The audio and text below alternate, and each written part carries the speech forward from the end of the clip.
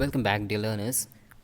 And today, we are just moving to the next session, Roman historiography. So in this video, I will be explaining on the features of Greco-Roman historiography and who are the major Roman historians who contributed for the development of historical writing in the early Rome. So the Romans, they did not develop a genuine historical writing of their own. Instead, they initiated the poorly historical writings of the Greeks.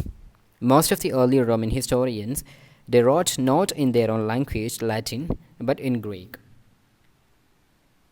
So basically the Romans, they made history, but they did not record the history. So they put the Roman history in the Greek framework. So this is what exactly happened in the beginning of historical writing in Rome.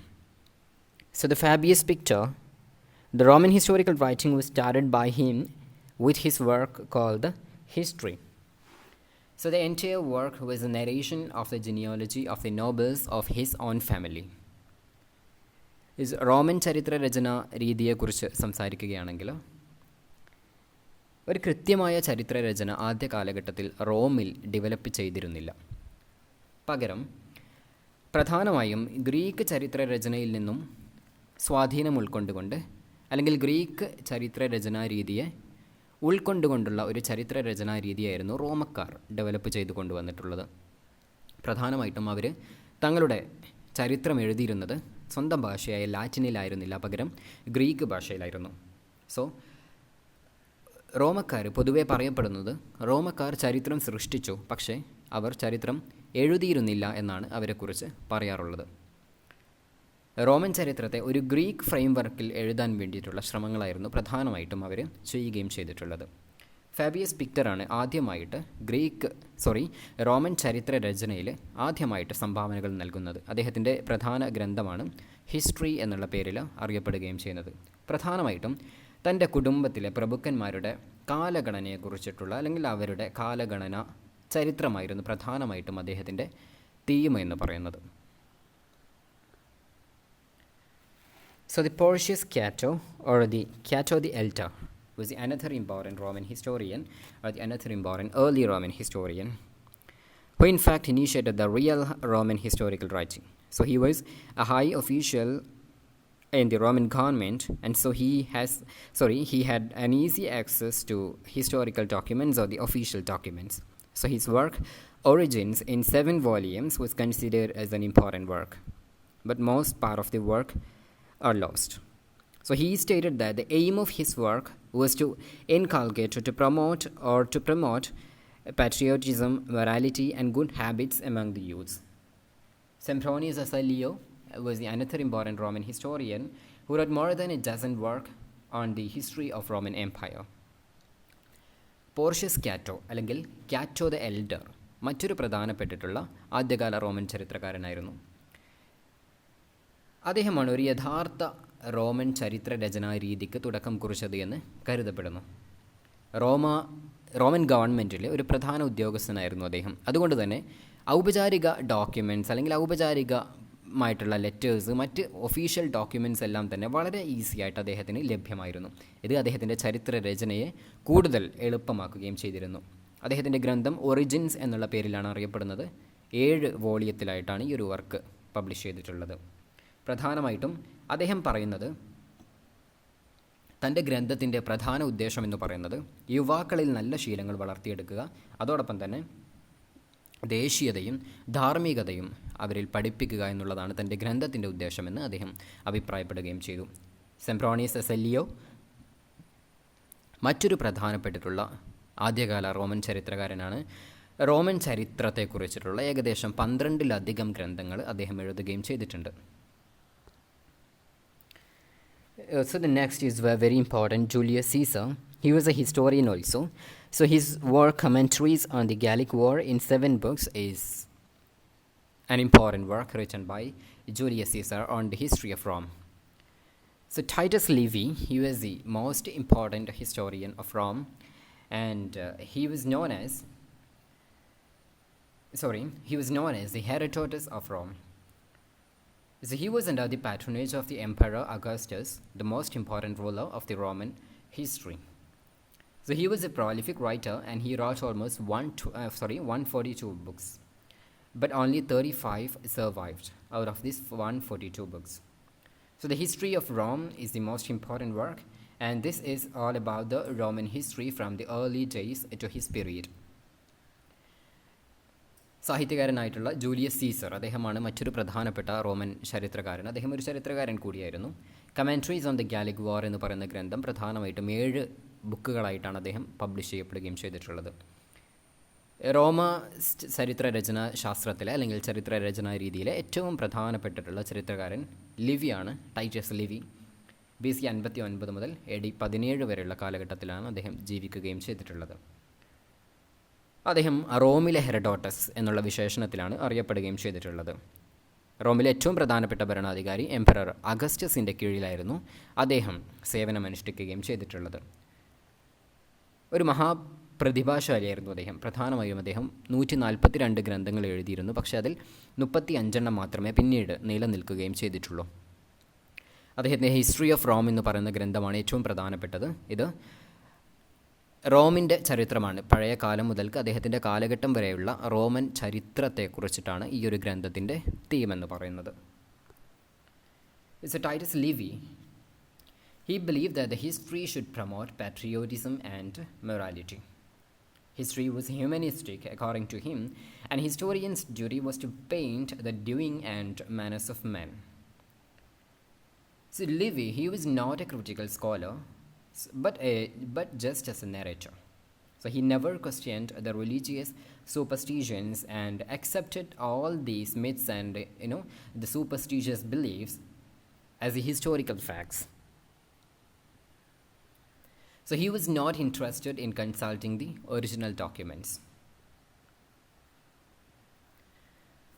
So Lewy അദ്ദേഹം വിശ്വസിച്ചിരുന്നത് ചരിത്രം എന്ന് പറയുന്നത് ദേശീയതയും അതോടൊപ്പം തന്നെ ധാർമ്മികതയും വളർത്തേണ്ടുന്ന ഒരു വിഷയമായിട്ടാണ് അദ്ദേഹം അതിനെ പരിഗണിച്ചിട്ടുള്ളത്. ചരിത്രമെന്ന് പറയുന്നത് കുറച്ചുകൂടി മാനുഷിക മൂല്യം കൽപ്പിക്കുന്ന ഒരു വിഷയമാണ്. അതുകൊണ്ട് തന്നെ മനുഷ്യൻ എന്തൊക്കെ ചെയ്യണം, എന്തൊക്കെ ചെയ്യണ്ട, അല്ലെങ്കിൽ അത്തരത്തിൽ തീരുമാനിക്കപ്പെടുന്നൊരു വിഷയമാക്കിയിട്ട് ചരിത്രം മാറണം. മനുഷ്യനിൽ നന്മ വളർത്തുന്ന ഒരു വിഷയമാക്കി ചരിത്രം മാറണമെന്നാണ് അദ്ദേഹം അഭിപ്രായപ്പെടുകയും ചെയ്തിട്ടുള്ളത്. അദ്ദേഹം ഒരു വിമർശനാത്മക പണ്ഡിതനായിരുന്നില്ല. പക്ഷേ ഒരു റോമൻ ചരിത്രത്തെ ഒരു കഥ പറയുന്ന രീതിയിൽ അല്ലെങ്കിൽ ഒന്ന് നരേറ്റ് ചെയ്യുന്ന രീതിയിലുള്ള ഒരു ചരിത്രരചനാ രീതിയായിരുന്നു അദ്ദേഹത്തിനുണ്ടായിരുന്നത്. അതുകൊണ്ട് തന്നെ ഒരിക്കലും മതപരമായ അന്ധവിശ്വാസങ്ങൾ അദ്ദേഹം ചോദ്യം ചെയ്തിരുന്നില്ല. എന്ന് മാത്രമല്ല, ഇവയൊക്കെ ചരിത്ര മൂല്യങ്ങളായിട്ട് അല്ലെങ്കിൽ ചരിത്രം എഴുതുന്നതിന് വേണ്ടിയിട്ടുള്ള ഉറവിടങ്ങളായി ഈ അന്ധവിശ്വാസങ്ങളെയൊക്കെ അദ്ദേഹം പരിഗണിക്കുകയും ചെയ്തിരുന്നു. ഒരിക്കലും ഒറിജിനൽ ഡോക്യുമെൻറ്റ്സ് അല്ലെങ്കിൽ വിശ്വാസയോഗ്യമായ ഒറിജിനൽ ഡോക്യുമെൻറ്റ്സ് കൺസൾട്ട് ചെയ്യുന്നതിൽ അദ്ദേഹം താല്പര്യം പ്രകടിപ്പിക്കുകയും ചെയ്തിരുന്നില്ല. So the most important, Tacitus lived in between 55 to 120 AD. He was the greatest historian of ancient Rome, and he was known as the Thucydides of Rome. His important works were The Life of Agricola, Dialogues and Orators, Germania, Histories, and the Annals. So his Life of Agricola and the Dialogues and Orators and the Histories are the most important work. So he used several sources like speeches and letters of high officials, proceedings of the Roman Senate, books and popular traditions, etc. So he often made critical remarks on emperors. So Tacitus is just an opposite of Livy. So Tacitus മറ്റൊരു പ്രധാനപ്പെട്ടിട്ടുള്ള Roman ചരിത്രകാരനാണ്. ടാസിറ്റസും അതോടൊപ്പം തന്നെ ലിവിയുമാണ് ഏറ്റവും പ്രധാനപ്പെട്ട 2 ചരിത്രകാരന്മാർ. Tacitus ജീവിച്ചിരുന്നത് 55 മുതൽ 120 AD വരെയുള്ള കാലഘട്ടത്തിനിടയിലാണ്. ഏറ്റവും പ്രധാനപ്പെട്ട ഒരു റോമൻ ചരിത്രകാരൻ എന്ന് ഇദ്ദേഹത്തെ വിശേഷിപ്പിക്കുവാൻ സാധിക്കുന്നു. റോമിലെ ത്യൂസിഡൈഡ്സ് എന്നുള്ള പേരിലാണ് ഇദ്ദേഹം അറിയപ്പെടുകയും ചെയ്തിട്ടുള്ളത്. പ്രധാനമായിട്ടും മുൻപ് സൂചിപ്പിച്ചതുപോലെ Life of Agricola, Dialogues and Orators, Germania, Histories and Annals, ഇതാണ് ഏറ്റവും പ്രധാനപ്പെട്ട അദ്ദേഹത്തിൻ്റെ ഗ്രന്ഥങ്ങൾ. ഇദ്ദേഹത്തിൻ്റെ ഒരു പ്രത്യേകത എന്ന് പറയുന്നത് വിവിധങ്ങളായിട്ടുള്ള ഉറവിടങ്ങൾ ചരിത്രരചനയ്ക്ക് വേണ്ടി അദ്ദേഹം ഉപയോഗിച്ചു എന്നുള്ളതാണ്. പ്രധാനമായിട്ടും ഭരണാധികാരികളുടെയും അതോടൊപ്പം തന്നെ ഉന്നത ഉദ്യോഗസ്ഥരുടെയൊക്കെ പ്രസംഗങ്ങൾ, അവർ നടത്തിയിരുന്ന കത്തിടപാടുകൾ, അതുപോലെ തന്നെ റോമൻ ഗവൺമെൻറ്റിലെ പ്രധാനപ്പെട്ടിട്ടുള്ള ഒഫീഷ്യൽ ഡോക്യുമെൻറ്റ്സ്, ബുക്കുകൾ, മറ്റ് പാരമ്പര്യ രേഖകൾ അല്ലെങ്കിൽ പരമ്പരാഗതമായിട്ടുള്ള അറിവുകൾ ഇവയൊക്കെ അദ്ദേഹം ചരിത്ര രചനയ്ക്ക് വേണ്ടി ഉപയോഗിച്ചിരുന്നു. അതുകൊണ്ട് തന്നെ വളരെ കൃത്യമായിട്ടുള്ള ഒരു ശാസ്ത്രീയ ചരിത്ര രചനാ രീതി ആ കാലഘട്ടത്തിൽ ടാസിറ്റസിന് സ്വന്തമായി ഉണ്ടായിരുന്നു എന്ന് അവകാശപ്പെടാൻ സാധിക്കുന്നു. അതുകൊണ്ട് തന്നെയാണ് റോമൻ ചരിത്ര രചനാ രീതിയിലെ ഏറ്റവും പ്രഗത്ഭനായ ചരിത്രകാരനായിട്ട് ഇദ്ദേഹത്തെ നമ്മൾ വിശേഷിപ്പിക്കുകയും ചെയ്യുന്നത്. സോ ഒരു സയൻറ്റിഫിക് ബേസ് ചരിത്ര രചനയ്ക്ക് നൽകുന്നത് റോമിൽ ആദ്യമായിട്ട് ടാസിറ്റസ് തന്നെയാണ്. അതോടൊപ്പം തന്നെ ഭരണാധികാരികളെ കണ്ണടച്ചു വിശ്വസിക്കാതെ അവരെ വിമർശിക്കുന്ന തരത്തിലേക്കും ഇദ്ദേഹത്തിൻ്റെ ചരിത്ര രചനയുടെ ക്വാളിറ്റി കാണാൻ വേണ്ടിയിട്ട് സാധിക്കുന്നു. അതേസമയം തന്നെ ലിവി അങ്ങനെ ആയിരുന്നില്ല. ലിവി ഒരിക്കലും ഭരണാധികാരികളെ ക്രിട്ടിസൈസ് ചെയ്യുന്ന ഒരു നിലപാടിലേക്ക് നീങ്ങിയിരുന്നില്ല എന്നുള്ളതാണ് ഇദ്ദേഹത്തെ വ്യത്യസ്തനാക്കുകയും ചെയ്യുന്നത്. So the Tacitus was a didactic historian. So his work are full of important personalities and events. This is the important weakness of him. So he was criticized by Collingwood, who believed that the Tacitus, he derived his information from the Greek historians. Tacitus അദ്ദേഹം ഒരു didactic historian ആയിരുന്നു. എന്ന് വെച്ചാൽ പ്രധാനമായിട്ടും ഒരു ധാർമ്മികത വളർത്തിയെടുക്കുക എന്നുള്ള ഉദ്ദേശം അദ്ദേഹത്തിന് ഉണ്ടായിരുന്നു എന്ന് സാരം. യുവാക്കളിൽ, പ്രത്യേകിച്ച് യുവാക്കളിലും മറ്റും ധാർമ്മിക പാഠങ്ങൾ പഠിപ്പിച്ചു കൊടുക്കുക, മനുഷ്യനിലുള്ള നന്മയെ ഉയർത്തി കാണിക്കുക തുടങ്ങിയിട്ടുള്ള ഉദ്ദേശങ്ങൾ അദ്ദേഹത്തിൻ്റെ ഗ്രന്ഥങ്ങൾക്കുണ്ടായിരുന്നു എന്ന് സാരം. ഇദ്ദേഹത്തിൻ്റെ ഒരു പോരായ്മയായിട്ട് ചരിത്രകാരന്മാർ പറയുന്നത് പ്രധാനമായിട്ടും വ്യക്തികൾക്കും അതോടൊപ്പം തന്നെ സംഭവങ്ങൾക്കും അദ്ദേഹം പ്രാധാന്യം കൊടുത്തിരുന്നു എന്നുള്ളതാണ്. അതായത് ഭരണത്തിലിരിക്കുന്ന പ്രധാന വ്യക്തികൾക്കും അതോടൊപ്പം തന്നെ അവ കൊട്ടാരത്തെ ചുറ്റിപ്പറ്റി നടക്കുന്ന പ്രധാനപ്പെട്ടിട്ടുള്ള സംഭവങ്ങൾ ഇവയ്ക്കൊക്കെ പ്രാധാന്യം നൽകിയിരുന്നു എന്നാണ് പറയപ്പെടുകയും ചെയ്യുന്നത്. പ്രധാനമായിട്ടും കോളിംഗ്വുഡ്, വളരെ ഇമ്പോർട്ടൻ്റ് ആയിട്ടുള്ള ഒരു ചരിത്രകാരൻ കോളിംഗ്വുഡ് ഇദ്ദേഹത്തെ വിമർശിക്കുന്നത് ഇദ്ദേഹത്തിൻ്റെ ചരിത്രപരമായിട്ടുള്ള വിവരങ്ങളൊക്കെ തന്നെയും ഗ്രീക്ക് ചരിത്രകാരന്മാരിൽ നിന്നും കടമെടുത്തിട്ടുള്ളതാണ് എന്നുള്ള പേരിലാണ് കോളിംഗ്വുഡ് ഇദ്ദേഹത്തെ വിമർശിക്കുകയും ചെയ്യുന്നത്. Dionysius, another important historian who wrote the famous work The Roman History. Arrian, he wrote the work Anabasis of Alexander the Great. Cornelius Nepos, another important historian, A Life of Great Captains was written by him. So Plutarch, his book Parallel Lives, and Ammianus Marcellinus, his work History of Rome. പ്രധാനമായിട്ടും ടാസിറ്റസിനും ലിവിക്കും ശേഷമുള്ള മറ്റ് പ്രധാനപ്പെട്ടിട്ടുള്ള ചരിത്രകാരന്മാരുടെ ലിസ്റ്റാണ് ഞാൻ ചുവടെ സൂചിപ്പിച്ചിട്ടുള്ളത്. പ്രധാനമായിട്ടും Dionysius, അദ്ദേഹത്തിൻ്റെ ഗ്രന്ഥം the Roman history. Arrian, അദ്ദേഹത്തിൻ്റെ ഗ്രന്ഥമാണ് Anabasis of Alexander the Great. Cornelius Nepos, അദ്ദേഹത്തിൻ്റെ ഗ്രന്ഥം Life of Great Captains. Plutarch, അദ്ദേഹത്തിൻ്റെ Parallel Lives. And Ammianus Marcellinus, അദ്ദേഹത്തിൻ്റെ ഗ്രന്ഥമാണ് History of Rome. So we are moving to the characteristic features of Greco-Roman historiography. So popularly, the Greek and the Roman historiography, we talk about these two historical writing together. So the Greek history was scientific, especially from the time of Thucydides, and the Romans continued this historical approach. ഗ്രീക്കുകാരുടെ ചരിത്രരചനാ രീതി എന്ന് പറയുന്നത്, പ്രത്യേകിച്ച് ട്യൂസിഡൈഡ്സിന് ശേഷമുള്ള Greek ചരിത്രരചനാ രീതി എന്ന് പറയുന്നത് ഒരു ശാസ്ത്രീയ അടിസ്ഥാനത്തിലുള്ളതായിരുന്നു. ഞാൻ മുമ്പ് സൂചിപ്പിച്ചതുപോലെ ഒരു സയൻറ്റിഫിക് എവിഡൻസിനെ ബേസ് ചെയ്തുകൊണ്ട് അല്ലെങ്കിൽ ഒഫീഷ്യൽ ഡോക്യുമെൻറ്റ്സിനെ ബേസ് ചെയ്തുകൊണ്ട് വളരെ ഒത്തൻറ്റിക് ആയിട്ടുള്ള ഇൻഫർമേഷൻസിനെ ബേസ് ചെയ്തുകൊണ്ടുള്ള ചരിത്രരചനാ രീതിയാണ് ട്യൂസിഡൈഡ്സിൻ്റെ കാലം മുതൽക്ക് ഗ്രീക്കിലുണ്ടായിരുന്നത്. ഈ ഒരു ചരിത്രരചനാ രീതിയെ റോമക്കാർ ആക്ച്വലി അബ്സോർബ് ചെയ്തെടുക്കുകയായിരുന്നു, അല്ലെങ്കിൽ അതിനെ അനുകരിക്കുന്ന നിലപാടാണ് റോമക്കാർ സ്വീകരിച്ചിരുന്നത്. So the Greek treated their civilization as the only civilization of the world and all others as barbarian. പ്രധാനമായിട്ടും ഗ്രീക്കുകാർ അവർ ചിന്തിച്ചിരുന്നത് തങ്ങളുടെ നാഗരികത അല്ലെങ്കിൽ തങ്ങളുടെ സംസ്കാരം മാത്രമാണ് ലോകത്തിലെ ഒരേ ഒരു ശുദ്ധമായ അല്ലെങ്കിൽ ഒരു നാഗരിക സ്വഭാവമുള്ള സംസ്കാരം തങ്ങളുടേത് മാത്രമാണ്. ലോകത്തുള്ള മറ്റ് സംസ്കാരങ്ങളൊക്കെ തന്നെയും ഒരു ബാർബേറിയൻ അല്ലെങ്കിൽ ഒരു സംസ്കാര സമ്പന്നമല്ലാത്ത ഒരു സംസ്കാരമായിരുന്നു അല്ലെങ്കിൽ സിവിലൈസേഷൻ ആയിരുന്നു എന്നാണ് ഗ്രീക്കുകാർ വിചാരിക്കുകയും ചെയ്തിട്ടുള്ളത്. The GREECO-ROMAN historiography gave primary importance to humanism. GREECO-ROMAN historiographyയുടെ മറ്റൊരു പ്രധാനപ്പെട്ടിട്ടുള്ള സവിശേഷത എന്ന് പറയുന്നത് മാനുഷിക മൂല്യങ്ങൾക്ക് അല്ലെങ്കിൽ ഹ്യൂമനിസം എന്നുള്ള കൺസെപ്റ്റിന്, മാനുഷികത എന്നുള്ള കൺസെപ്റ്റിന് കൂടുതലായിട്ട് ഗ്രീക്കോ-റോമൻ ചരിത്രരചനാ രീതി പ്രാധാന്യം കൊടുത്തിരുന്നു. The concept of universal history was first introduced by the Greco-Roman historians. ഒരു ആഗോള ചരിത്രം എന്നുള്ള നിലപാടിലേക്ക് ചരിത്രത്തെ മാറ്റാൻ വേണ്ടി ഗ്രീക്കോ റോമൻ ചരിത്രകാരന്മാർക്ക് പറ്റുകയും ചെയ്തിരുന്നു.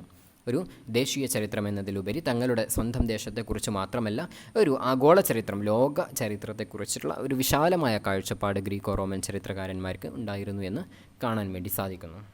So they developed an idea of cyclic view of history. ചരിത്രത്തിൻ്റെ ചാക്രിക സിദ്ധാന്തത്തിൽ ഗ്രീക്കോ റോമൻ ചരിത്രകാരന്മാർ വിശ്വസിക്കുകയും ചെയ്തിരുന്നു. ചരിത്രത്തിൻ്റെ ചാക്രിക സിദ്ധാന്തം എന്നതുകൊണ്ട് ഉദ്ദേശിക്കുന്നത്, അതായത് ഓരോ സംസ്കാരങ്ങൾക്കും അല്ലെങ്കിൽ ഓരോ നാഗരികതയ്ക്കും അവയുടെ ഉദയം, അവയുടെ വളർച്ച, അതോടൊപ്പം തന്നെ അതിൻ്റെ അസ്തമയം, ഈ 3 ചക്രങ്ങളിലൂടെ ഓരോ സംസ്കാരവും സഞ്ചരിച്ചു കൊണ്ടിരിക്കുന്നു എന്നുള്ള വിശ്വാസത്തെയാണ് സൈക്ലിക് വ്യൂ ഓഫ് ഹിസ്റ്ററി എന്നുള്ളത് കൊണ്ട് നമ്മൾ ഉദ്ദേശിക്കുകയും ചെയ്യുന്നത്. അതായത് ഓരോ സംസ്കാരവും ഓരോ നാഗരികതയും ഉടലെടുക്കുന്നു, അത് പിന്നീട് വളർച്ച പ്രാപിക്കുന്നു, വീണ്ടും അത് തകർച്ചയിലേക്ക് പോവുകയും ചെയ്യുന്നു. ഇങ്ങനെ ഒരു ചക്രം പോലെ അല്ലെങ്കിൽ ഒരു ചാക്രിക സിദ്ധാന്തം എന്നുള്ള രീതിയിൽ അല്ല, ഒരു ചരിത്ര രചനാ രീതിയിൽ അവർ വിശ്വസിക്കുകയും ചെയ്തിരുന്നു എന്നുള്ളതാണ് ഗ്രീക്കോ റോമൻ ഹിസ്റ്റോറിയോഗ്രാഫിയുടെ ഏറ്റവും പ്രധാനപ്പെട്ട മറ്റൊരു സവിശേഷത എന്ന് പറയുന്നത്. So this is about the Roman historians and their contributions and the development of historical writing in Rome, and these are the major features of Greco-Roman historiography. Thank you for watching.